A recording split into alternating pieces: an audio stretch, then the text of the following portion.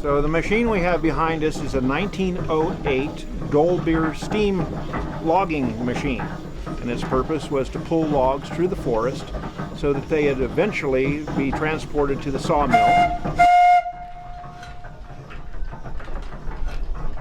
So this steam engine operates essentially by a wood fire boiling a steep kettle full of water, creating steam. It carries a variety of whistles on it, but back in the day, really, it only had one whistle for purposes of communication within the forest.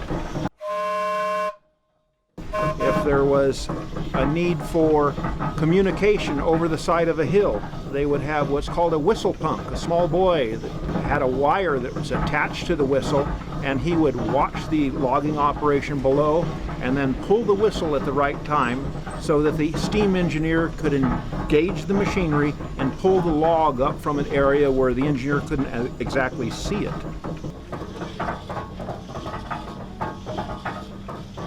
So what we will be doing is a demonstration of how this machine actually moved logs through the forest.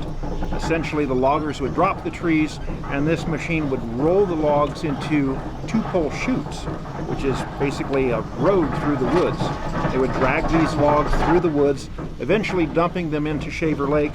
It would be gathered up by the steamboat, the Michigan, transported over to the sawmill. The sawmill would then cut them into boards.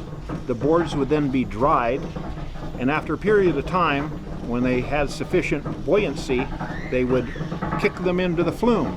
And then the flume was 42 miles long and would reach Clovis 6.5 hours later. At the turn of the century, this was the latest and greatest technology. And so for 108 years old, it's a pretty fascinating machine.